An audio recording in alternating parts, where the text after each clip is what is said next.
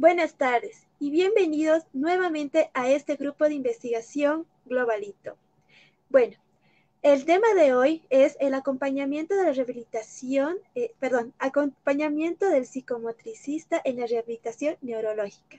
Antes de eso, con nuestras nuevas metas y nuestro crecimiento tan hermoso que ha tenido el grupo, a partir de ahora vamos a dar a conocer a nuestros ganadores en el espacio de Retos Globalito en los inicios de los conversatorios. Bueno, recordando el reto de la semana que era maniobras de gravedad, vamos a recordar y vamos a dar ahora quién es la ganadora. Y la ganadora es Andrea Argandoña. Hola, hashtag yo soy globalista.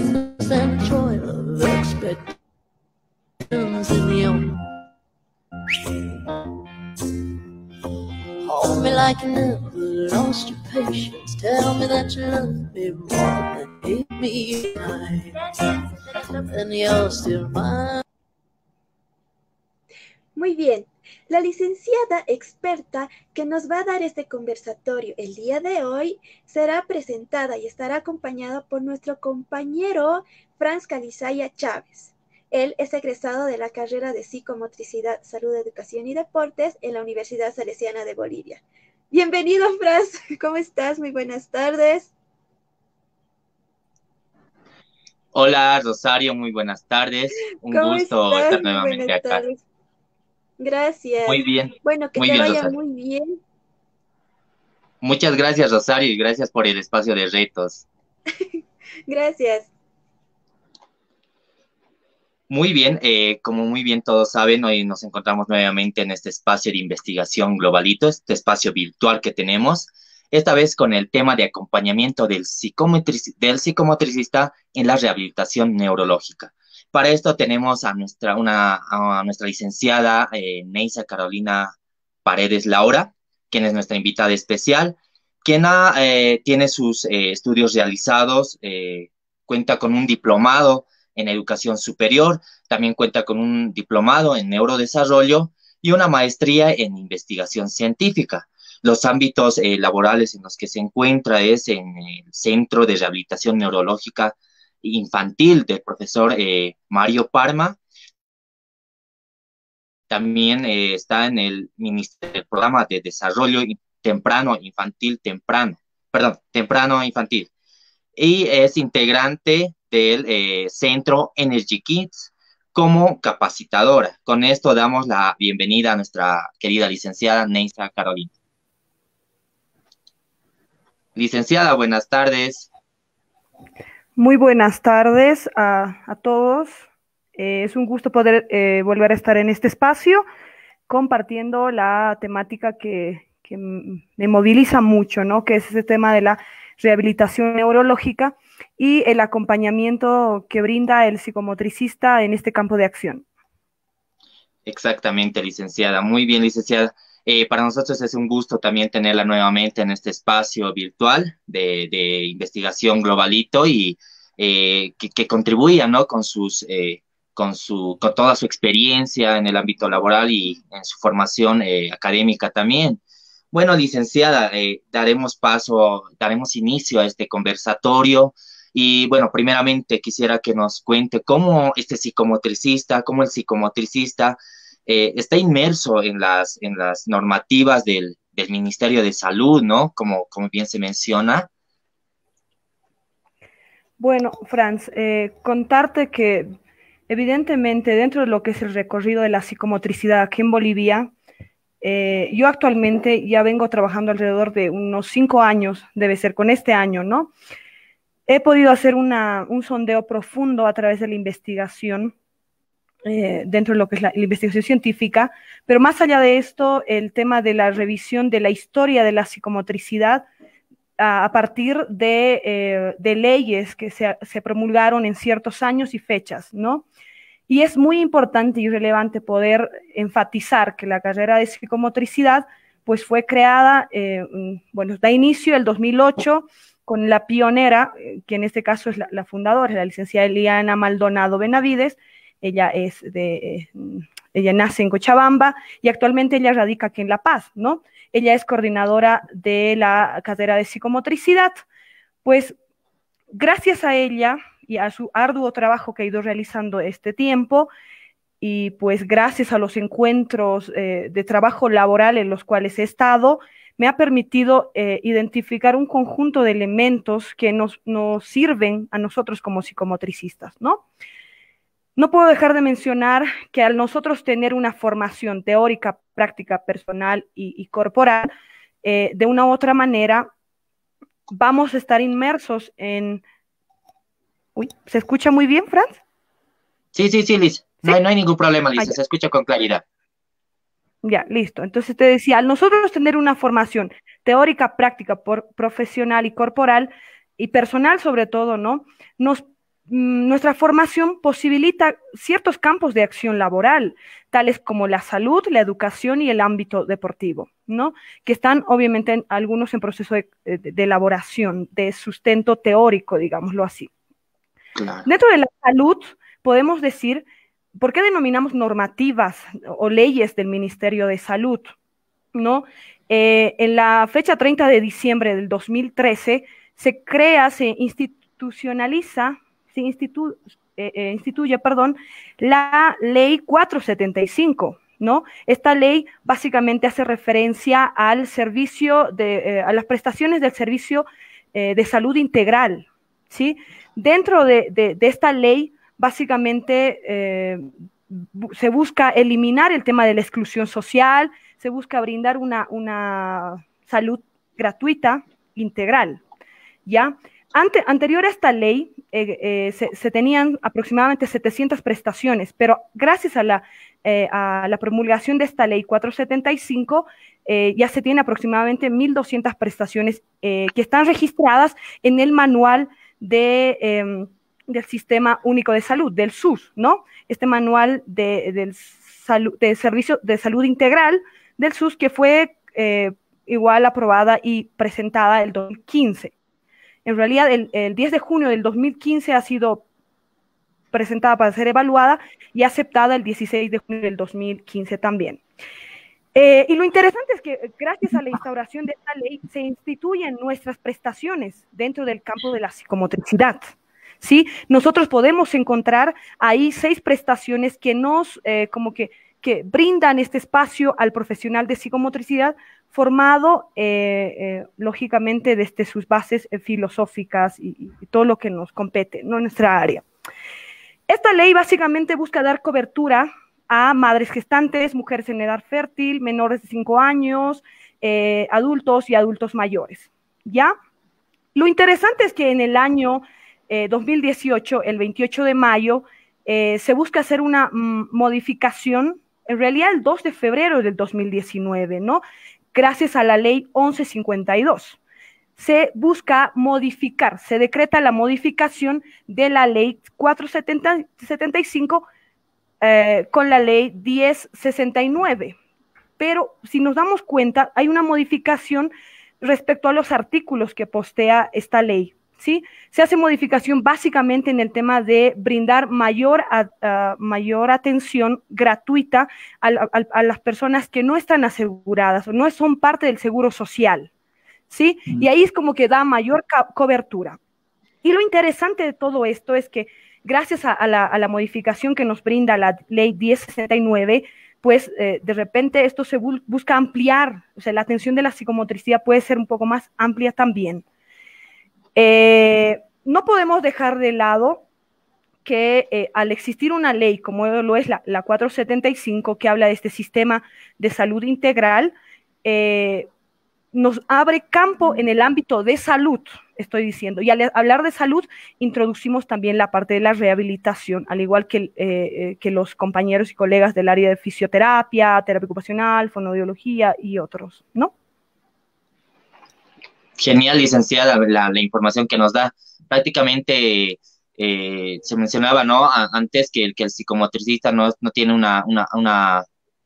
algo que le avale que puede trabajar en el ámbito de salud, pero con lo que usted menciona, con la ley mencionada, en la gestión mencionada también, indica que el psicomotricista está apto para trabajar en el ámbito de salud. Él puede estar inmerso en el ámbito de salud. El psicomotricista puede trabajar en este medio, ¿verdad?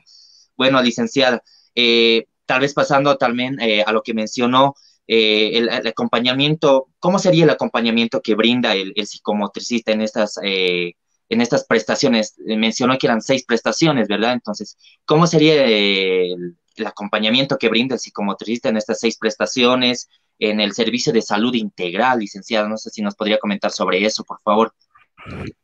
Bueno, mira que al estar yo trabajando en el hospital he podido realmente vivir, digámoslo así, ¿no? La situación.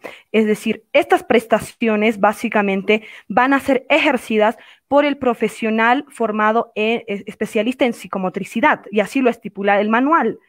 En caso de que no exista este profesional dentro de un hospital de primer, segundo o tercer nivel, estos casos serán derivados a instituciones privadas, así lo dice el manual.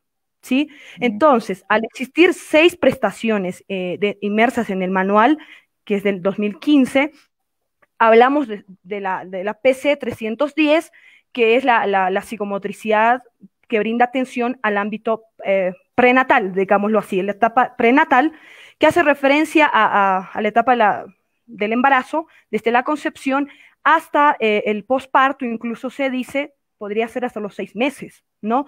¿Qué es lo que hacemos ahí? ¿Con quiénes tenemos encuentros en esta prestación? Básicamente vamos a trabajar de la mano con el ginecólogo o con la obstetricia, vamos a trabajar con el psicólogo, vamos a trabajar con la madre, con el esposo, básicamente haciendo que, desde mi experiencia he podido deducir que podemos poner en práctica el tema de lo que denominamos estimulación prenatal, que hace referencia a la utilización de ciertas estrategias sensoriales que le permitan al niño establecer una vida futura fuera del vientre más estable psicoafectivamente hablando, ¿sí? Hablamos de que este espacio pues, le permita a la madre y al feto poder establecer los primeros lazos vinculares.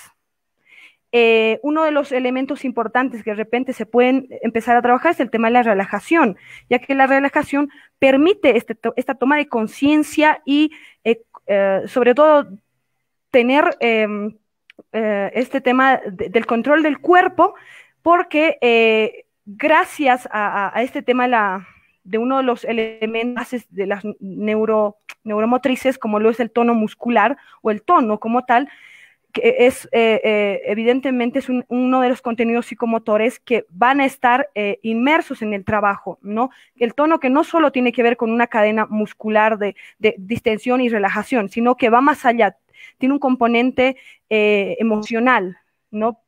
Entonces, en este espacio básicamente buscamos de repente contribuir a la construcción del psiquismo fetal, es decir, que todas las experiencias que el feto sienta a través del puente, digamos, que se genera entre la madre y el bebé, y este va a ser el cuerpo el que comunica al feto, pues le va a permitir ser un bebé un poco más seguro, no se va a permitir el establecimiento de un apego inseguro, es como que vamos a prevenir, ¿no? Vamos a buscar también de una u otra manera, como lo llama Leiva en un artículo que lo postea en el 2008, habla mucho de que esta estimulación prenatal hace referencia a un redescubrimiento de la persona en la vida psicoafectiva, ¿no?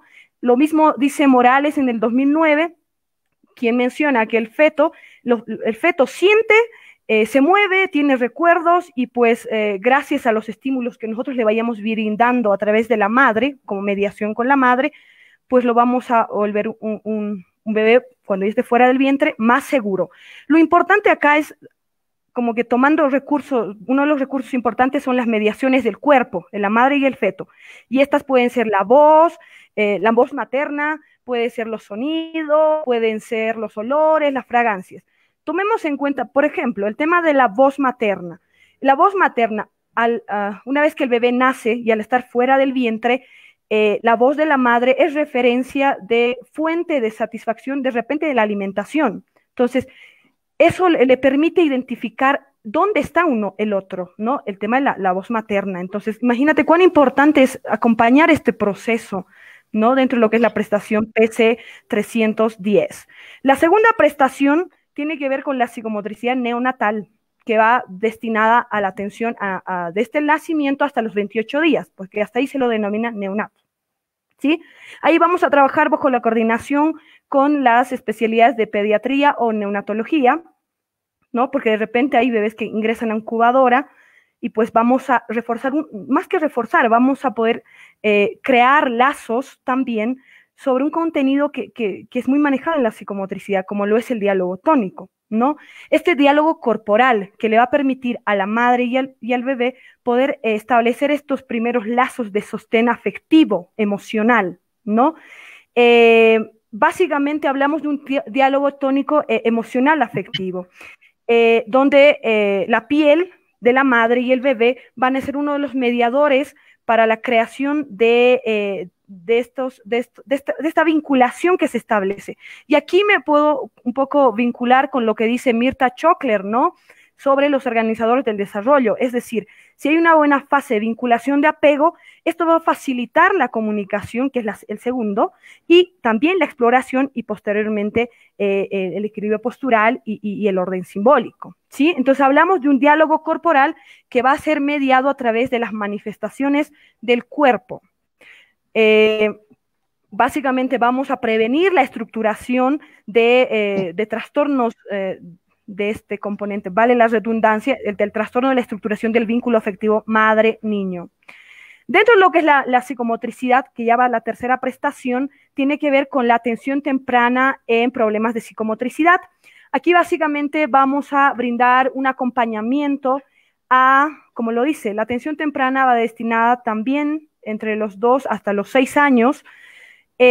Básicamente vamos a hacer un acompañamiento al niño, a la familia, a la comunidad o al contexto en el cual él se desenvuelva, ¿sí?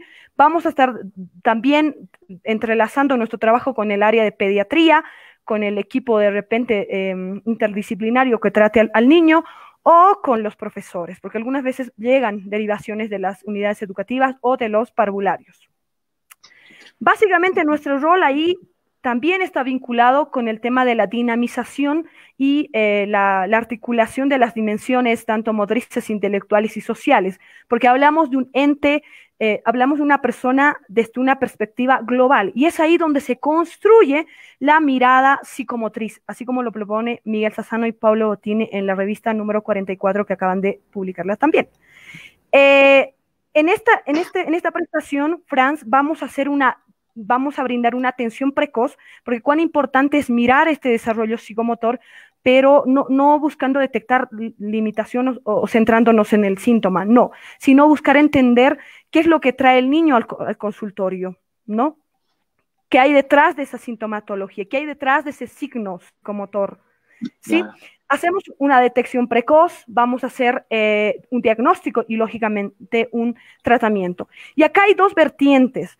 De repente, si el niño va a necesitar de una atención temprana, ponte, digamos, cuando hablamos de discapacidad visual, yo había creado en el Centro Mario Parma un pequeño espacio que está destinado a la atención temprana en discapacidad visual, ¿no? Que es un ambiente donde básicamente buscamos reencontrar con aquellas posibilidades multisensoriales. Hay la otra parte, de repente en este proceso de evaluación o detección podemos tal vez identificar algunos trastornos psicomotores, que es la especificidad del psicomotricista, ¿no ve? Entonces, debemos ser tan cautos para poder dar una respuesta al emergente del niño y poder ajustar el abordaje para poder trabajar en el proceso de intervención. De repente podemos trabajar a través de la atención temprana, a través de la reeducación psicomotriz o de la terapia psicomotriz. Lo importante que tenemos que tener de relieve es que nuestro objetivo no va a estar en aumentar la eficacia, ¿no? Sino va a ser el tema de establecer puentes y de relación del niño consigo mismo, con los otros, con los objetos, para poder entender aún más la posibilidad de acción del niño. Y ahí se va a ver la eficacia del tratamiento psicomotor o de la terapia psicomotriz, ¿sí? Así también lo postea Víctor da Fonseca. Cuán importante es tomar en cuenta el tema de la historia vincular, el peso del síntoma, la demanda de los padres, la demanda del niño, sobre todo, ¿no? Entramos a la cuarta prestación, la prestación denominada psicomotricidad preescolar, escolar, adolescente, como que es un poco muy amplia, ¿cierto? Más amplio, sí. Entonces, exacto. Yo había hecho una organización de la siguiente manera. Dentro de la atención preescolar, es decir, hablamos de niños de 2 a 5 años, porque no están escolarizados aún, aunque ahora nuestro sistema de educación pide que los niños ingresen a los 4 años, ¿no? Al 4 años. pre-kinder. Entonces, exacto. Antes de los 4 años, pues nosotros también podemos acompañar este proceso de construcción y consolidación de ciertos bases para la consolidación de contenidos, de repente no netamente curriculares, sino contenidos que estén vinculados a los aprendizajes, como ser, por ejemplo, el conocimiento del cuerpo, la organización del cuerpo en el espacio, el tema de la organización del espacio en cuanto a la manipulación de un elemento y la secuencia, es decir, que marca el tiempo, ¿no? Entonces, aquí básicamente vamos a ser elementales y ahí no puedo dejar de lado que pues tenemos estrategias que van a estar vinculadas con el abordaje de la educación psicomotriz, ya sea a través de la práctica psicomotriz educativa o la práctica psicomotriz terapéutica, de acuerdo a la necesidad del paciente. Cuán importante es poder establecer esta percepción del espacio, del tiempo y del cuerpo, que va a permitir también la toma de conciencia de este cuerpo, de este espacio y de este tiempo, ¿no? Es decir, son indivisibles estos 3 componentes. Dentro de lo que es lo escolar, que es otro que está dentro de esta prestación, hablamos de niños que ya están en nivel primario, básico, y tal vez una partecita de secundario, ¿no? Ahí podemos también hacer la detección y evaluación de tal vez la presencia de algunos trastornos psicomotores también, sí, que es la especificidad del psicomotricista. Otro de los campos que como queda es el del adolescente, que va desde la edad de los 11 a los 18 años. Juan Mila, en uno de sus artículos que había posteado, hablaba de que los trabajos aún se están haciendo estudios sobre la intervención en el adulto o en el adolescente también, no porque es un campo un poco complejo por los cambios que se tienen. Pero lo importante que yo he visto necesario poder de repente trabajar, no como receta, sino desde la experiencia, es que este tema de la reestructuración de la imagen del cuerpo, la redefinición del cuerpo, porque el adolescente tiene un duelo, digamos, pasa de un cuerpo de un niño a un cuerpo de un adolescente. Entonces, tenemos que enseñarle, más que enseñarle, permitirle comprender el pase de este duelo de un cuerpo de niño a un cuerpo de adolescente, con las modificaciones que se tiene lógicamente, ¿no? Le vamos a permitir también poder confrontar cada uno de los miedos frente a la pérdida, ¿no? Y uno de los componentes que me ha servido mucho, el tema de la agresividad que se ha estado poniendo de gran relevancia en los colegios, en adolescentes, por la presencia del bullying u otros componentes que obviamente son parte también del tema familiar, ¿no? ¿Qué es lo que pasa con la familia? ¿Cuál es la dinámica que se tiene? No es el tema de la autorregulación del cuerpo, que el adolescente aprenda, más que aprenda, tome conciencia de esta reacción, es decir, primero pienso y luego reacciono, no es reacciono y luego pienso. Entonces, de una u otra manera, eso le permite al adolescente poderse encontrar, mirarse, ¿no? Y mirarse en aquellas cosas no resueltas también. Ahí está la cuarta prestación. La quinta prestación es la de la psicomotricidad en el adulto. Y básicamente en este ámbito, que es la prestación 314, va destinada a aproximadamente desde los 18 hasta los 60 años. ¿Sí? ¿Qué es lo que se busca hacer en este espacio? De igual manera, pues buscamos que el adulto entra en un juego de mirar sin mirarse, ¿no? Es decir, de repente somos muy buenos para mirar en el otro, pero más no mirarnos. Es decir, buscamos que este adulto pueda reencontrarse con su historia, con su historia, puede reencontrarse con su infancia, pueda tener este reencuentro con su cuerpo, este reencuentro a través de repente está muy cansado con el trabajo, está muy cansado con el tema de la sociedad, y hay muchos componentes que hay que empezar a analizar y que son también temas a estudiar, ¿no? Entonces buscamos este reencuentro de la persona con el trabajo, la persona con la familia, y ahí entra en juego el tema del equilibrio emocional, es decir, cuán importante es poder también tener la capacidad de la resiliencia, ¿no? y ajustarnos ante nuevas situaciones y sobreponernos a ciertas situaciones a través del reencuentro con nuestro cuerpo y con nuestras posibilidades, ¿no? Dentro de la prestación 6, que tiene que ver con la psicomotricidad en el adulto mayor, y ahí está muy vinculado con lo que es la gerontopsicomotricidad, y ahí me ha gustado mucho lo que mencionaba Soler Vila en una revista publicada el 2005, ¿no? Sobre este tema de la reapropiación del cuerpo, ¿no? Ella diseña un programa, una intervención, IPAI, si no me equivoco se llama, una intervención de programa a la atención individualizada para el adulto. Y desarrolla 2 programas, subprogramas, digámoslo así. El primer programa está destinado a lo que es la estimulación corporal, que hace referencia básicamente a ancianos que de repente, o adultos mayores, perdón, de que no tengan ningún componente, ninguna enfermedad, nada, ninguna patología, absolutamente nada. Claro. Y la dinamización corporal hace referencia a la atención con adultos que tengan algún componente, de repente Parkinson, demencia senil u otras enfermedades, ¿no? Entonces, lo que nosotros buscamos es que el adulto mayor busque reorganizar o reapropiarse de su cuerpo a pesar de las pérdidas que se tiene, es decir, confrontar estos miedos ante la pérdida, ¿no?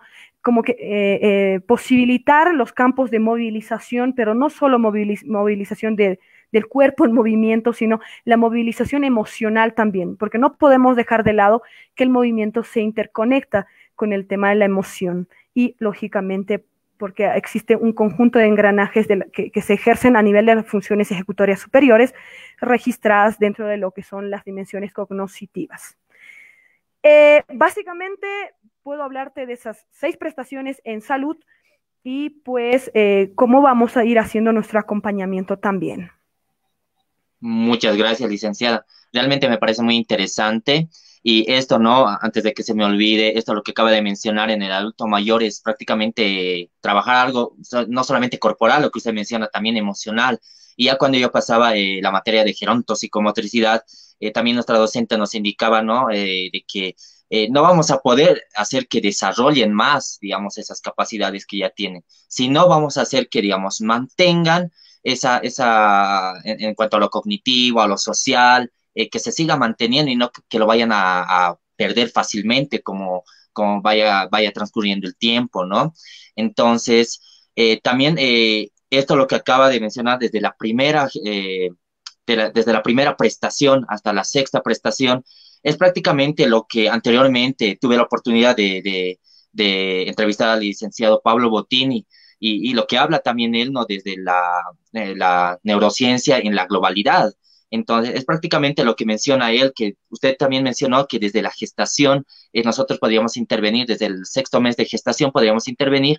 Entonces, prácticamente ahí demuestra, ¿no? Queda comprobado también y nos vuelve a recalcar tal vez este tema que el licenciado, el profe Pablo Bottini nos mencionaba de que el psicomotricista también va a ver esto de la manera única y particular de ser de cada uno, no solamente, digamos, en la familia, no solamente, digamos, su entorno, también es desde el ADN, ARN y esas conexiones desde la gestación que se va teniendo, que se van realizando, que se van desarrollando, ¿no? Y es donde que va a partir del vínculo prácticamente como usted lo mencionó, licenciada. Es un tema muy importante que hacía falta recalcar tal vez, si no se toca a profundidad, es solamente un repaso, ¿no? Por encima. Entonces, es un tema muy importante el que nos acaba de mencionar, licenciada. También tal vez lo de la rehabilitación neurológica, ¿cuál sería el rol del psicomotricista en este ámbito, licenciada, en este campo de acción que va a tener el psicomotricista? Bueno, tal vez muchos se preguntarán por qué tomo el tema de la salud, ¿no?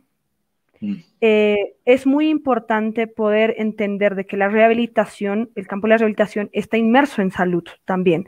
Y nosotros como profesionales del ámbito de la psicomotricidad y estar registrados también dentro de lo que son las prestaciones, debemos conocer un conjunto, de repente, desde mi formación, creo que la institución donde yo trabajo me ha formado también de una u otra manera y creo que la formación no termina nunca. Y hemos estado en constantes revisiones que básicamente el conocer también un poco de lo patológico, de lo sindromático, te ayuda a tener un panorama un poco claro de algunas cosas neurológicas que van pasando, ¿no? Lógicamente, siempre respetando la particularidad de la persona. Al hablar nosotros de la rehabilitación neurológica, vamos a hablar, primero que nada, vamos a definir que la rehabilitación neurológica es un proceso continuo, es un proceso global y es un proceso dinámico, es decir, que siempre va a sufrir variaciones.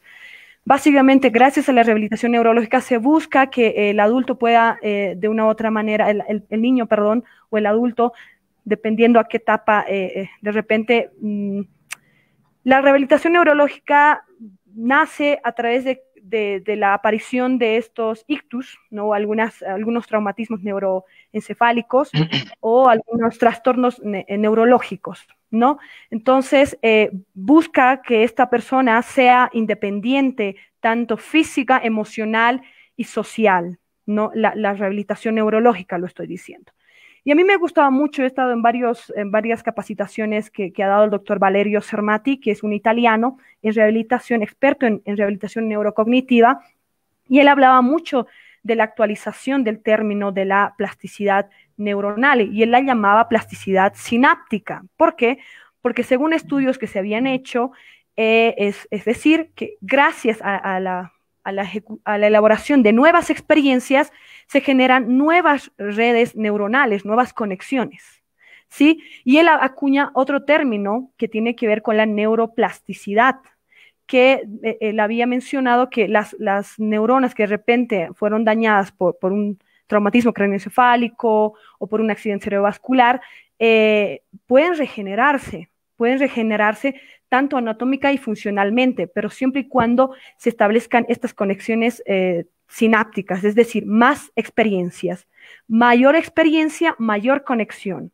Entonces, y eso como que te hace entender de que más allá del orgánico, también yo desde mi experiencia, más allá del orgánico, yo lo había tomado la rehabilitación como una rehabilitación psicomotriz integral, que hace referencia a no responder a un enfoque biomédico, que de repente el enfoque biomédico se va a centrar en el síntoma y la conclusión va a ser el diagnóstico. Hasta ahí se terminó, digamos, ¿no? O el tratamiento, que va a estar basado en el síntoma. Pero en la psicomotricidad, dentro de lo que es el campo de la rehabilitación, el psicomotricista va a tener como que un enfoque psicomotor, es decir, que el síntoma va a ser el inicio de su trabajo, es decir, no le va a decir, no agarramos el síntoma y trabajamos con el síntoma, no, sino que este es el inicio de nuestro trabajo y que de una u otra manera nos permite entender más allá, vamos a ir más allá de lo que se observa, vamos a ir más allá de del síntoma, de lo patológico, del diagnóstico, ¿sí? El diagnóstico es el inicio de nuestro trabajo. Dentro de lo que es el acompañamiento que el psicomotricista va a brindar en este campo, yo había tomado el término acompañamiento porque el acompañamiento es también definida, es una actitud, ¿no? Que tal vez, por ejemplo, en algunas de las actitudes terapéuticas del psicomotricista hablamos de un acompañamiento, acompañante simbólico, digámoslo así, o compañero simbólico, ¿no? Entonces, el término acompañamiento hace referencia a este espacio que se establece, esta relación que se establece entre el acompañado y el acompañante. El acompañante nunca, pero nunca va a decir la velocidad, no va a decidir ni el ritmo, no va a decidir ni la meta de esta compañía, de la situación en la cual se encuentre. En realidad, el acompañado es el que va a marcar el ritmo el cual quiera ir.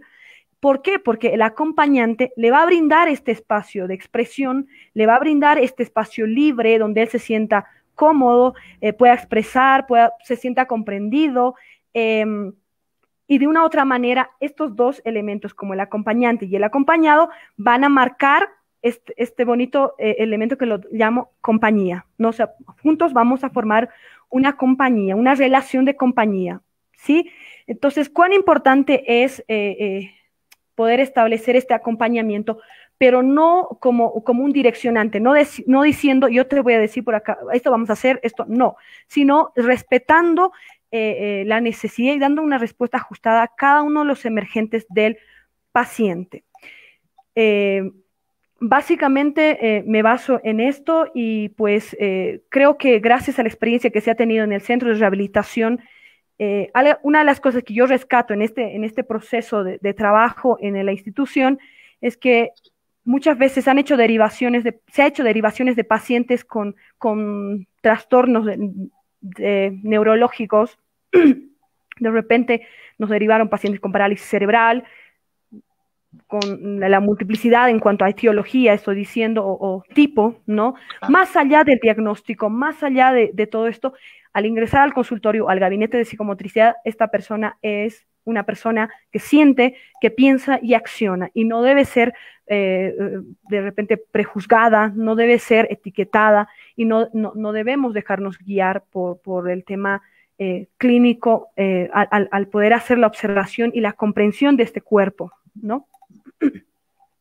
Claro que sí, licenciada, me parece muy interesante lo que acaba de mencionar prácticamente, porque como usted menciona, no solamente ir al síntoma, entonces el psicomotrista va más allá del síntoma. ¿A qué nos referimos tal vez con esto? Y dando tal vez el ejemplo que usted mencionó de las 6 prestaciones, si bien nosotros intervenimos, nos llega un adolescente o un niño de paciente, entonces ahí vamos a ver, vamos a evaluar si bien tiene esta, ¿cómo se podría decir? Parálisis cerebral, como usted mencionó. Tal vez el problema, algunos problemas que nosotros vamos a ver más allá del síntoma va a ser el vínculo que ha tenido con la madre, ¿no? La etapa de aceptación de la madre hacia su hijo, porque quién sabe no se lo esperaba, entonces la aceptación hacia su niño no ha sido la ideal, no ha sido, digamos, la correcta, entonces trabajar desde ese entonces y en lo que mencionaba el acompañamiento, ¿no? Tal vez trabajar juntamente con la madre o hacer este acompañamiento directamente con el psicomotricista, quien va a ver estas expresiones, expresiones corporales que va a tener el niño, ¿no? O sea, si bien no se puede mover tanto, este niño aún así va a seguir expresando, va a seguir demostrando que desea algo, ¿verdad, licenciada? Uh-huh. Muy bien, Exactamente. licenciada. Y aquí hay algo que me gusta mucho, ¿no? El tema de la rehabilitación, y eso es lo que nos decía la doctora Anna Matsuki, quien es coordinadora de la institución Mario Parma, que es una institución italiana. Ella, al hacer sus visitas acá a Bolivia, algunas veces juntamente con el apoyo del doctor Adriano Ferrari, quien es también neurólogo, ellos tenían una visión muy integral también, y el término integral no solo lo maneja la psicomotricidad, lo manejan otras disciplinas. Entonces, ahí más adelante yo les voy explicando también sobre el tema de la especificidad del psicomotricista, en cuanto a nuestro rol, ¿no? Claro que sí, licenciada. Bueno, prácticamente yendo al tema, ¿no? ¿Cuál sería, digamos, el proceso de evaluación e intervención dentro de este ámbito de rehabilitación? ¿Eso nos podría explicar, licenciada, por favor? Claro que sí. Pues al ingresar en este campo, me gustaría mucho citar a 3 autores muy importantes para mí, ¿no? Los tengo acá también. A Couturier, no los tengo en persona, pero los tengo en los libros. A Couturier habla mucho, en 1985 hablaba mucho de la importancia que se tiene en cuanto al punto crítico de la intervención, dice Noel, el punto crítico de la intervención del psicomotricista estriba en esta calidad de acogida, ¿no? Que tiene que ver con un ajuste, una respuesta más ajustada desde lo tónico, lo gestual y lo corporal, ¿no? De igual manera, Ravera en el 2001 habla de cuán importante pues la psicomotricidad se articula de repente con la utilización de ciertos términos, ¿no? Que pueden ser fronterizos con otras áreas, otras disciplinas, que nos permiten retroalimentarnos y empezar a crecer. Juan Mila también habla del trabajo, la praxis que se realiza en cuanto a lo interdisciplinario, y acá pues habla de estos espacios, pues van a permitir de repente confrontamiento, de repente construcción, de repente creación, diversificación en cuanto a ideologías, y esto de una u otra manera nos permite, como lo vuelvo a decir, retroalimentarnos y poder encontrar nuestra especificidad como psicomotricistas. Pues al introducirnos desde la experiencia, a mí me ha servido mucho trabajar de la siguiente manera, ¿no? Al hablar de un proceso de evaluación e intervención, pues yo puedo hablar de que dentro del proceso existen ciertos momentos. Yo había construido 4 momentos en psicomotricidad dentro del ámbito hospitalario y rehabilitación, ¿no? Estos 4 momentos van a estar articulados con una guía que yo había elaborado, que es la guía de evaluación y acompañamiento en el área de psicomotricidad. La misma contempla 7 planillas, ¿sí? Te las voy a describir. La primera planilla hace referencia a la entrevista inicial, lugar donde evidentemente plasmamos todo lo que es la historia del niño, todo lo que nos empieza a contar, empieza a sacar los padres, ¿no? Lo ideal es que vengan los padres también, o muchas veces no siempre vienen los padres, vienen los abuelos, los tíos, ¿no? Los tíos, sí. Exacto. Es una planilla donde no se tiene perjuicios, no se tienen, como la anamnesis, ¿no? No se tienen puntos ya a tratar, ¿no? Es una entrevista libre, abierta, y pues se va ajustando de acuerdo a lo que va transfiriendo los padres, ¿no? En esta entrevista lo más importante también es poder entender cuál es el motivo de su consulta, ¿no? Que algunas veces lo plasmamos como el motivo de consulta manifiesto, y eso nos va a posibilitar de otra manera entrelazar con la historia vincular del niño y el desarrollo psicomotor del niño, y poder llegar a un motivo de consulta latente, ¿no? Que de una u otra manera hablamos de un motivo de consulta mucho más integral, mucho más global, es decir, ahí está la mirada psicomotriz, la construcción, porque al igual que psicología puede sacar un motivo de consulta manifiesto y latente, pero para ellos es algo concreto, ¿no? Es como que llegó por esto y es esto. No, en psicomotricidad no siempre va a ser lo mismo. Puede ser una demanda similar, pero el latente es diferente. Para todos es muy particular, muy individual. La segunda planilla hace referencia a la programación de evaluación psicomotriz, yo la llamo así. ¿Por qué? Porque básicamente me permite sintetizar cada uno de los encuentros que voy teniendo con el paciente. Esta planilla es articulada también con un tema de un estudio socioeconómico, es decir, muchas veces llegan personas del área rural y de repente yo desde mi área había establecido que se puedan tener por lo menos unos 4 encuentros con el paciente para poder establecer así un proceso de evaluación eficaz y poder articular a la intervención. Entonces, esto va a permitir de una u otra manera ser como que dinamizada, ¿no? Esta planilla misma a mí me sirve cuando yo puedo ingresar a las reuniones de equipo interdisciplinario con los otros colegas, poder sintetizar un poco, o sea, poder tener algo organizado de lo que pasa con el niño, ¿no? Y qué es lo que se hizo desde la psicomotricidad, y cómo cómo vamos armando todo esto, cómo se va registrando cada una de las cosas, producciones del niño, ¿sí? La tercera es la planilla de observación activa espontánea. Acá se hacen registros narrativos de las producciones del niño, tanto que estén vinculadas con las posibilidades o con las limitaciones. Igual son planillas libres, son planillas donde podemos, a mí me gusta mucho escribir y luego resaltarlas, temas muy relevantes para el niño, ¿no? y los momentos en los cuales se presentan. La cuarta planilla es denominada la planilla de los análisis minuciosos de las técnicas cual y cuantitativas. Acá básicamente me baso en lo que dice Mónica Quiroz en el manual de psicomotricidad. Nosotros de repente podemos emplear ciertos instrumentos, técnicas cualitativas o cuantitativas. Al estar trabajando en un equipo, en un centro de rehabilitación o un hospital, sé que nuestro fuerte es la observación activa, la observación del psicomotricista, la observación psicomotriz. Pero para yo personalmente poder sustentar que todo lo que se está viendo en el paciente es real, voy registrando cada una de las cosas, pero también voy sustentando con ciertos, de repente, instrumentos de los cuales he sido capacitada y de los cuales conozco, ¿no? O sea, es importante también saber de que estos instrumentos no se los puede aplicar a la ligera, ¿sí? Entonces, creo que ese también es el respaldo de la producción del niño cuando se tiene. Entonces, cuando tenemos reunión, yo digo, acá está, y aquí tengo, y es esto, y tenemos esto, y tenemos estabilidad, y tenemos esto, y tenemos esto. Entonces, como que los mismos colegas dicen, bueno, sí, concierno mucho con vos.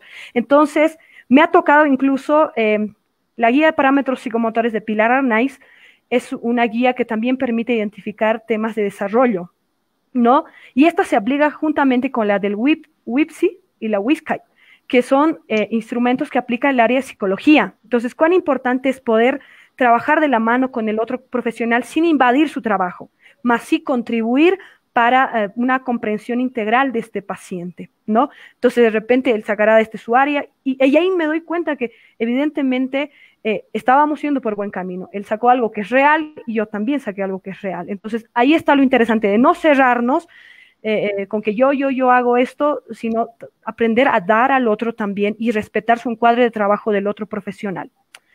La quinta planilla tiene que ver con la sesión de devolución. Acá básicamente se registra a quién acude al encuentro, puede ser el padre, la madre, los abuelos, cómo se ve el tema de la angustia, ¿no? En la sexta planilla, la llamo yo, planilla de propuesta de plan de intervención psicomotriz. Acá registro el diagnóstico psicomotor, el objetivo psicomotriz que voy a trabajar, los contenidos psicomotores que van a empezar a florecer, a empezar a salir durante la intervención desde la espontaneidad, y lógicamente voy a ajustar el abordaje y el modelo psicomotor como respuesta a su emergente. La séptima planilla tiene que ver con el registro del avance o la evolución.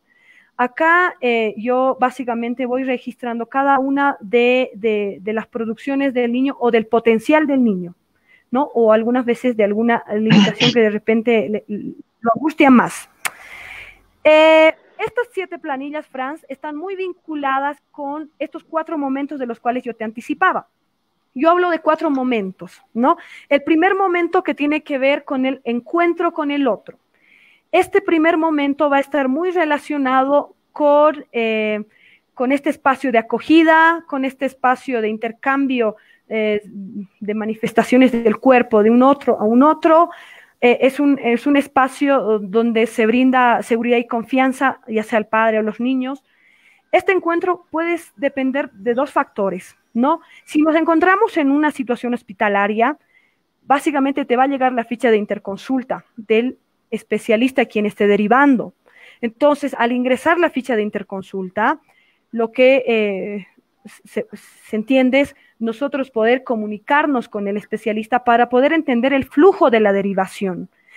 Y cuán importante es poder demarcar, como García lo plantea en uno de sus un publicado que hizo sobre la entrevista, es si viene por derivación o si viene por demanda propia. Entonces, ahí se da el tema del peso del síntoma también. Entonces, muchas veces el primer encuentro, el preencuentro que se tiene es a través de elementos concretos, como ser fichas, ¿no? Fichas de interconsulta o fichas de referencia. Estas fichas de interconsulta o referencia deben estar acompañadas de un espacio de reflexión o retroalimentación del flujo de derivación. Algunas veces los colegas en mi trabajo de repente me dicen, mira, te quiero mandar a este paciente y pasa esto, ¿será que lo puedes ver? Entonces, como que antes de hacer la derivación, o sea, se comunica sobre qué es lo que está pasando con ese paciente y por qué se está haciendo la derivación. El segundo momento tiene que ver mucho con yo lo llamo el encuentro, el segundo momento tiene que ver el encuentro con las producciones del cuerpo, con la posibilidad y la limitación del niño en cuanto al relacionamiento que se tiene con su movimiento puesta en el espacio, lógicamente articulada a la manipulación de un conjunto de elementos, materiales, a la relación con el otro, ¿no? Y acá subdivido en 5 fases, que tal vez va a ser muy extenso explicarlo, pero acá tengo 5 fases que van a darse con las planillas que ya les había mencionado. El tercer momento es denominado el reencuentro con el otro, es decir, que va a estar vinculado con el proceso de la devolución del diagnóstico psicomotor. Y acá, por ejemplo, al estar en un hospital, me he quedado como que un poco pensativa, ¿no? Al empezar porque el hospital, el sistema te pide poder establecer un diagnóstico a través del CIE-10 o el DSM-4, 5, perdón, ¿no? Entonces, al empezar a buscar en un conjunto de diagnósticos, no se tienen estipulados lo que es los trastornos psicomotores, ¿sí? Entonces, a mí es muy fácil para mí poder, de una u otra manera, introducir todo esto, los trastornos psicomotores que forma la especificidad del psicomotricista en este campo de la rehabilitación, como lo es el Centro Mario Parma, ¿no? Y ahí como que me permite realmente, al igual que en el hospital, pero que en el hospital un poco me quedo coartada porque básicamente los diagnósticos que se tienen en el CIE-10 o en el CIE-9 son vinculados al retraso psicomotor o al retardo psicomotor, básicamente. Entonces, es un tema también de investigación, ¿no? Este tercer momento que tiene que ver con el reencuentro con el otro, es decir, con los padres, con quien venga, es un reencuentro también para la distribución de roles, digámoslo así, porque tanto los padres como el terapeuta somos un equipo que vamos trabajando igual, al igual que con mis colegas, somos un equipo que vamos trabajando en un fin, que es el contribuir a este desarrollo corporal de este niño, ¿no? Personalmente. Entonces, tiene que ser un apoyo, es como un equipo de juego de fútbol, digamos, tiene que ser donde todos tenemos un fin en común, en este caso el padre y yo formamos un equipo, donde no uno carga más y uno carga menos, no, sino que ambos estemos comprometidos con el proceso de la terapia, ¿sí? Cuán importante también es tomar en cuenta en este tercer momento la elaboración, cuando se culmina el proceso de evaluación, los padres solicitan un informe, ¿no ve? Entonces, Claro. el informe psicomotor que se busca enviar tiene que ser ajustado al lenguaje, ya sea informal o formal, sobre todo formal, ¿no? Se debe tener mucho cuidado en tema de la redacción y el uso de lo que escribe en el documento, porque eso de una u otra Se manera... voy a mencionar. Exacto, va a marcar mucho en cómo lo va a ver, cómo lo ve el tema. Por ejemplo, la escuela, de repente pones algo inadecuado y ellos se basan en lo que está escrito ahí, ¿no ve? Entonces, hay que tener mucho cuidado. Yo siempre reviso entre 5 o 6 veces los informes. Cada informe que yo elaboro es como que empezar de blanco y empiezo a hacer y empiezo a hacer. Así como los niños son particulares, individuales, de igual manera, los informes que vamos enviando responden a esa particularidad, ¿ya? Tenemos que también saber tener ciertas estructuras de elaboración de informe. Yo tengo 3 estructuras, una que es para los padres, una que es para la escuela, y otra que es para, de repente, el equipo interdisciplinario u otro profesional. Me ha tocado enviar un informe a un neurooftalmólogo, justamente en mi proceso de evaluación. Entonces, cuán importante también es conocer términos, ¿no? Médicos, porque así me ha referido su informe. Se me decía solicitud de informe del área de psicomotricidad, ¿no? Sobre tal. Entonces, nosotros tenemos que aprender a descifrar también lo que pide el otro profesional, pero, o sea, siempre basándonos en lo que la posibilidad del niño y su accionar, ¿no? El cuarto momento yo lo denomino como el encuentro con la posibilidad corporal o la potencialidad corporal. Acá básicamente en el hospital o en el centro de rehabilitación hago un seguimiento continuo donde voy registrando cada uno de los alcances del niño de acuerdo a su ritmo y de acuerdo a la etapa evolutiva en la cual está. Es decir, no voy a exigir, no le voy a decir tienes 2 años y esta edad, o de repente ya tiene 9 meses y ya tiene que gatear. No, sino me voy a basar en el ritmo de desarrollo del niño y voy a buscar contribuir este desarrollo corporal también en el pequeño y su familia. Acá, en este cuarto momento, básicamente, yo personalmente tomo procesos de reevaluación que me permite de una otra manera tener un encuadre de trabajo mucho más claro, mucho más seguro, no solo para mí, también para los padres y los coprofesionales. Se realiza, de repente, yo realizo reevaluaciones cada 3 meses. Los mismos son plasmados en estos registros de seguimiento, ¿no? Y obviamente ese es un informe de cada proceso de reevaluación y ahí tenemos como que una historia ya construida a través de la producción y el ritmo de desarrollo del niño, sin necesidad de decir, bueno, yo pienso que es esto, no. Sí que tenemos que aprender a entender de que el niño, nosotros debemos escuchar el deseo del niño, más no escuchar nuestro deseo propio como terapeutas, es decir, yo quisiera que haga esto, no, sino es, ¿qué pasa con el niño? ¿No? Tenemos que tomarlo al niño como un sujeto que siente, que piensa y acciona, más no un objeto de deseo mío, ni un objeto de deseo del otro terapeuta, ¿no? Básicamente hablamos de esos 4 momentos y esa guía de evaluación. Súper, licenciada. Esto lo que acaba de mencionar es de no hacer lo que uno quiere, lo que el otro profesional desea también. Tiene mucho que ver tal vez con lo que nuestra carrera nos destaca, ¿no? La formación personal, corporal que tiene.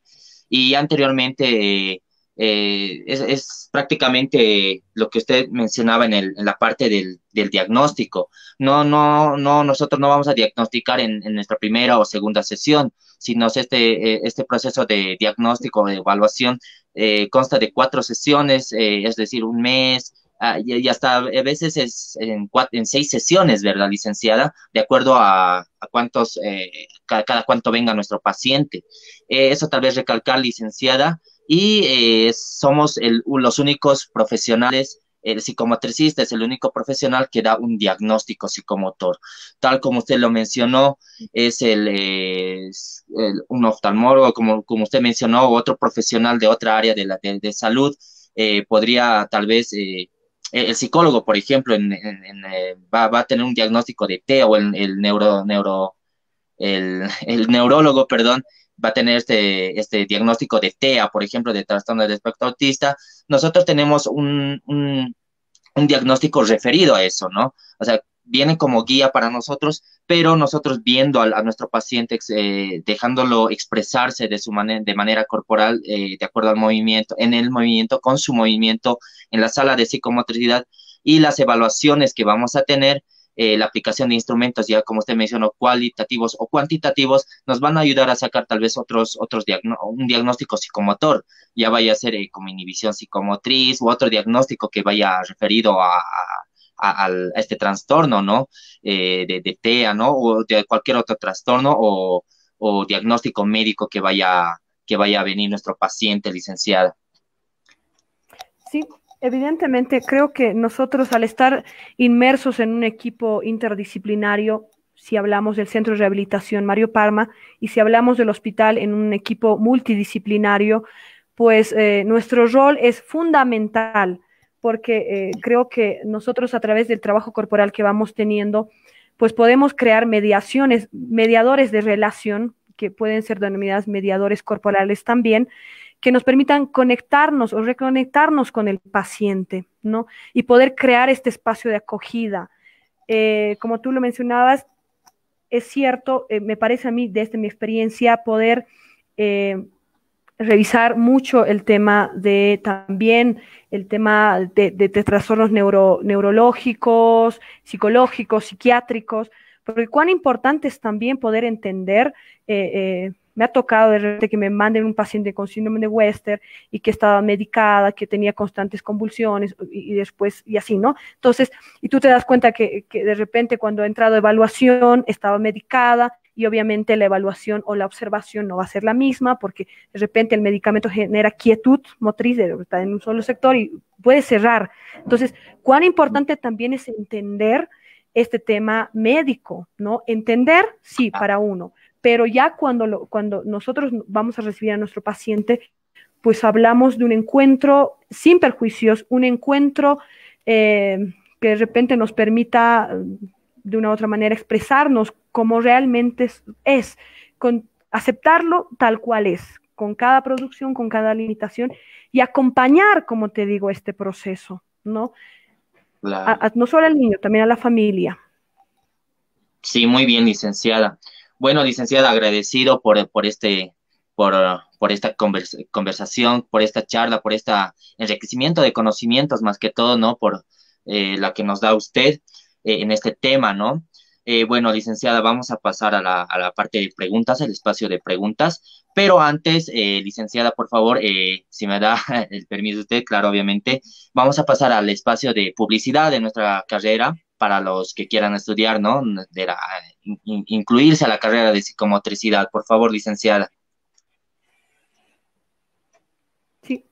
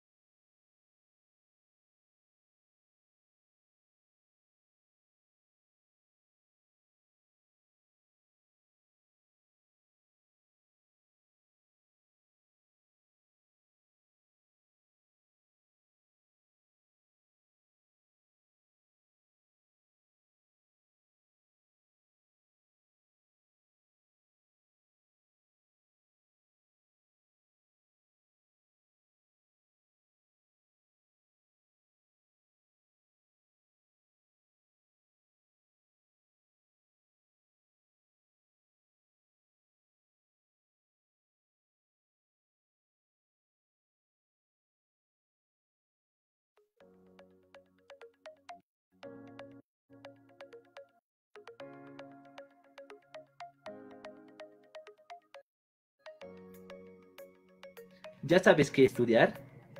¿Eres creativo para realizar actividades con los demás?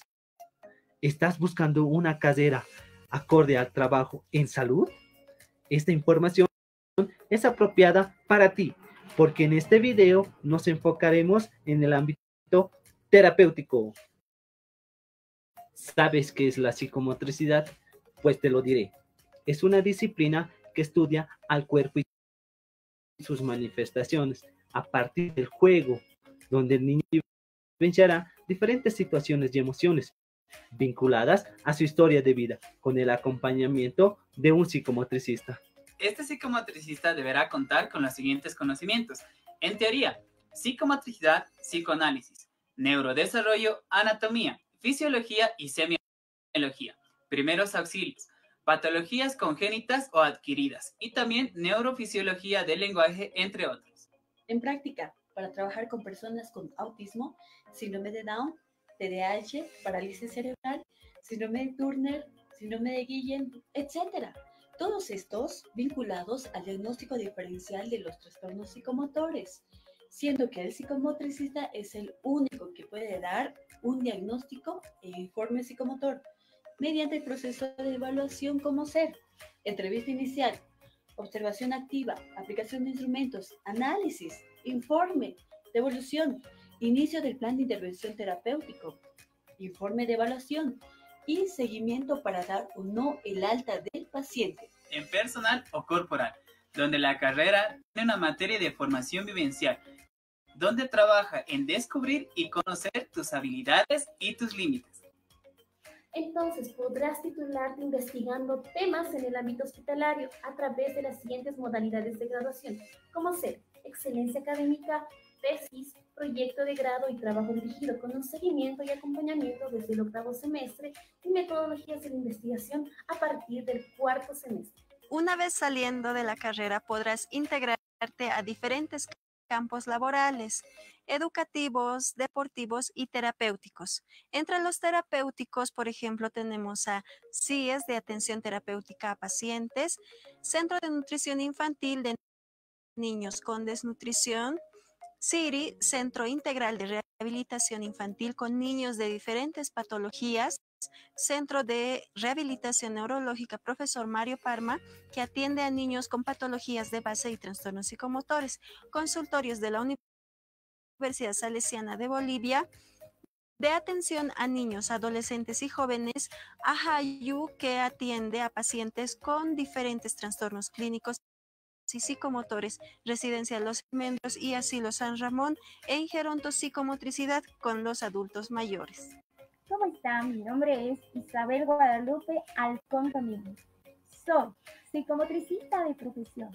Me encuentro en la ciudad de Potosí trabajando en el Hospital Daniel Bracamonte, que es un hospital de tercer nivel. Trabajo en el área de rehabilitación, específicamente en el servicio de psicomotricidad, en el cual se aplican los diferentes ámbitos de intervención, como ser en el ámbito educativo, atención temprana neonatal, y en el ámbito reeducativo y terapéutico cuando los usuarios presentan trastornos psicomotores. Hasta luego. Hola, soy Alcides. Elegí la carrera de psicomotricidad por el trabajo que se tiene con los niños y a la vez también por el trabajo corporal que llevamos durante los diferentes semestres. Soy egresado de la carrera. Durante mi experiencia tuve bastantes prácticas. Una de ellas fue en el centro CIES El Alto, en donde llegué a generar mayores conocimientos, empezando desde una observación y llegando hasta lo que es la intervención bajo una supervisión. La Universidad Salesiana de Bolivia, en La Paz, es la única que tiene la carrera de psicomotricidad a nivel licenciatura desde 2008 y cuenta ya con 14 promociones de profesionales titulados. Esta, a su vez, cuenta con la participación como delegada frente a la Organización Internacional de Psicomotricidad y Relajación en Francia, OIPR, lo que nos permite obtener una titulación a nivel internacional. Entonces, no esperes más. Ven e inscríbete ya. Para mayor información, entra a la página de la Universidad Salesiana de Bolivia. Nosotros te esperamos. On the tant. Nanaka Suyapsmawa.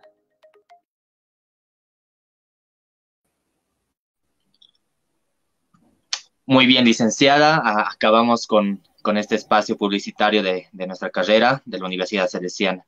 Bueno, licenciada, le comento que tenemos antes de las preguntas, nos manda saludos Marcela Beatriz desde Barcelona, desde España, Barcelona, agradecido por la visualización, ¿no?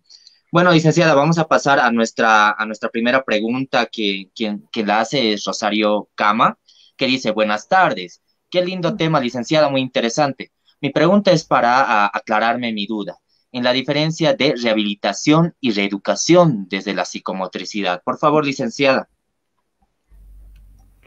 Bueno, la rehabilitación, como ya les había indicado, el término, ¿no? El término es decir, volver a habilitar a esa persona o a ese cuerpo en ciertas habilidades, de repente un poco más, lo que les decía, la independencia física, emocional, lo que busca la rehabilitación neurológica. La reeducación en psicomotricidad tiene que ver también con volver a reentrar, no sé si lo tienen los alumnos, yo creo que sí, hay un documento que habla mucho de la reeducación que básicamente explica sobre el volver a hacer algo que se hizo mal, lo que se dijo anteriormente, ¿no? Eso es de lo que sí se hacía antes en la reeducación cuando ha empezado a surgir la psicomotricidad, ¿no?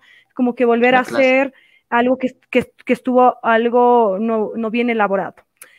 Gracias al libro que construye el profesor Miguel Sassano sobre la construcción del yo corporal y sobre lo que habla Cory Camp de esta reestructuración o estructuración del yo corporal, podemos entender que el término ahora no solo tiene que ver con un tema de volver a hacer algo que se hizo mal, sino tener dominio de esa, de repente, no dificultad, de ese signo, digámoslo así.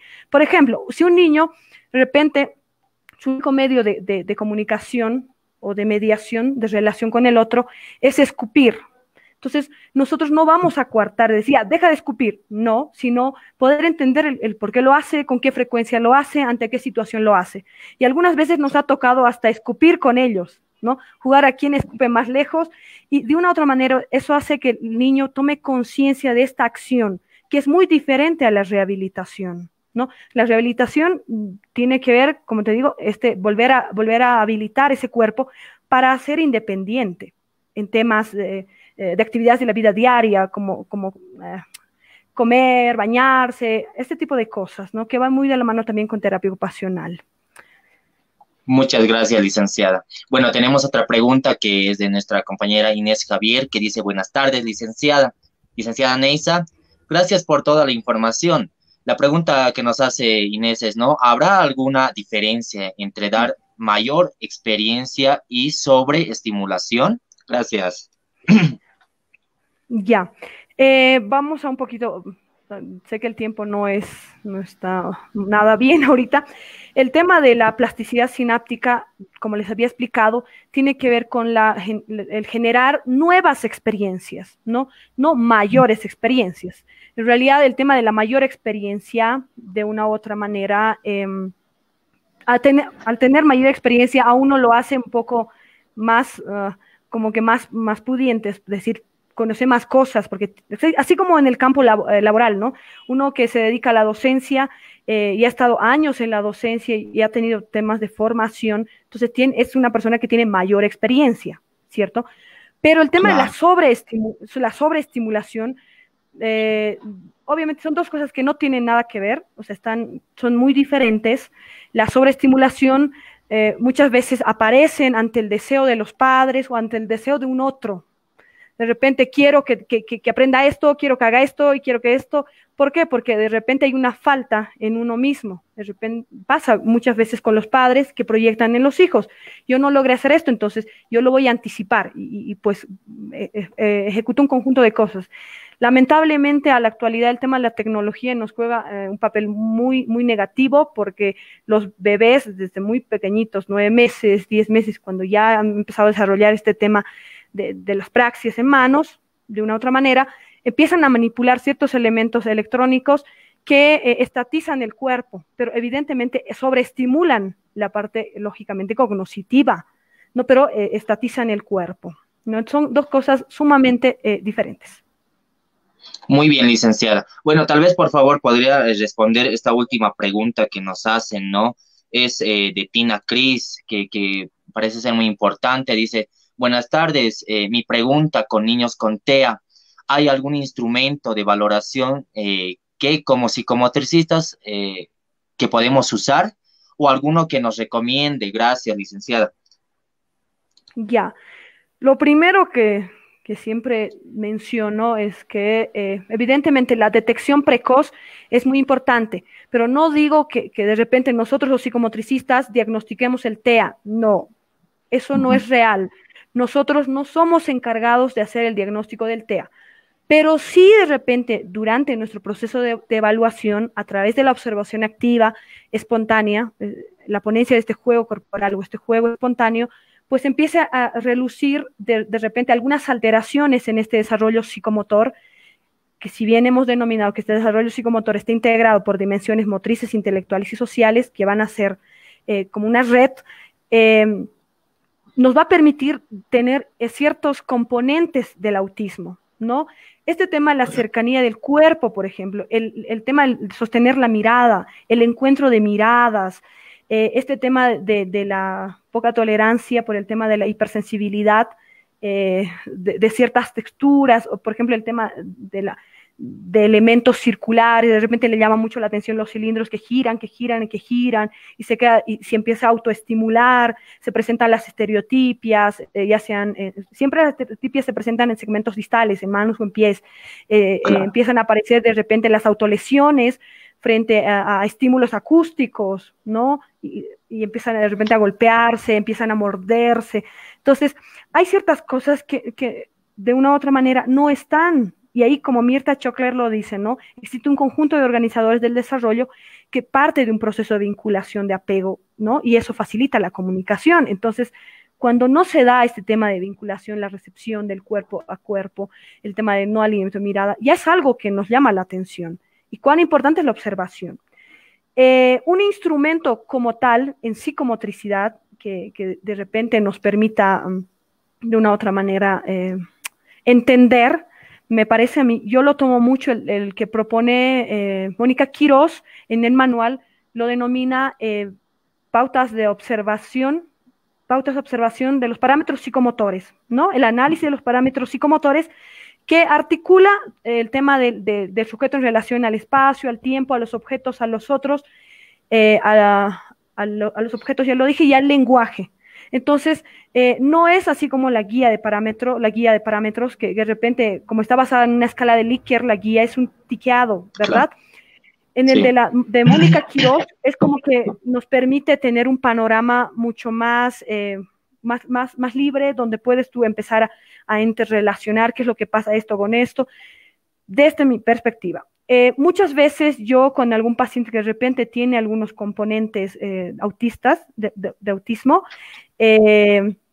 tiendo a evaluar una escala de desarrollo que lo propone el doctor Muñoz, es una escala de desarrollo denominada el monitoreo del neurodesarrollo, que de una u otra manera me permite revelar las grandes habilidades que se tiene a nivel, sobre todo cognitivo, ¿no? O sea, muy buenos en el tema de memoria, en el tema de la permanencia de ciertas cosas o vivencias, las tienen muy instauradas cuando estas son registradas por el cuerpo, ¿no? Me ha tocado también, cuán importante también es entender de que justamente he estado revisando esto, ¿no? Me habían debido una paciente con autismo y pues tenía otros niños con autismo dentro del diagnóstico clínico, digámoslo así, que para mí desde la psicomotricidad tenía obviamente otro diagnóstico. Me llama mucho la atención el tema de la ejecución de algunas capacidades de razonamiento, ¿no? Sobre todo en el tema, o sea, evidentemente un tema escolar muy afectado, ¿no? El tema escolar se encuentra muy afectado. Entonces, ahí con la doctora hablábamos y decíamos, algo está sucediendo, ¿no? O sea, si bien te mira y desvía la mirada, pero te mira, te mantiene, luego te desvía la mirada. Y pues habíamos encontrado de que la mayoría de los pacientes que yo atendía, yo atiendo, ¿no? Habían presentado, gracias a una tomografía que la doctora les había solicitado, una atrofia frontotemporal bilateral, ¿no? Y ahí reviso mucho lo que Joaquín Serranova habla mucho en un estudio que hace de las neurociencias y la psicomotricidad relacional. Y ahí, evidentemente, nosotros podemos actuar de manera precoz, es decir, ahí es uno de los claros eventos donde, evidentemente, se pueden hacer nuevas cosas gracias a la plasticidad sináptica. Si se dan cuenta, algunas veces podemos ser engañados por la parte neurológica, perdón, y pues, y eso me ha ayudado a entender de que el tema del razonamiento, el tema de la vinculación, el despliegue de emociones y demás, lógicamente estaba obviamente afectado porque también el hipocampo había sido alterado, digamos, ¿no? Entonces son cosas que tenemos que entender que en psicomotricidad, más allá de los instrumentos que se apliquen, es la forma en la cual tú miras, ¿no? En la cual tu mirada psicomotriz permite la construcción o el comprender este cuerpo a través de cada una de las producciones y manifestaciones desplegadas en un determinado espacio, ¿no? Muchas gracias, licenciada. Prácticamente lo que habíamos mencionado anteriormente, ¿no? Es, no damos un diagnóstico por decirse el de TEA o de trastorno de espectro autismo o autismo. Eso tal vez está encargado el neurólogo, quien hace sus pruebas, ¿no? Ya de pruebas médicas, el que realiza esto y da ese diagnóstico. Bueno, muchas gracias, licenciada. Sin más que decir, le agradezco por aceptar nuevamente nuestra invitación y es la segunda vez que nos visita en este espacio virtual de investigación Globalito y esperamos tenerla nuevamente en este espacio con otro nuevo tema y de la misma manera, ¿no? Enriqueciendo los conocimientos. Muchas gracias, licenciada, por todo, por este conversatorio. Gracias, Franz. Antes de despedirme, Tina, de todos modos, te voy a mandar a tu personal. Tengo algunos, sí, me acuerdo ahorita sobre uno de los documentos que había posteado, creo que es el profesor Miguel Llorca, sobre detección precoz. Entonces, es muy interesante ese artículo. Hay un pequeño instrumento que él estaba posteándolo y te lo voy a mandar, ¿ya?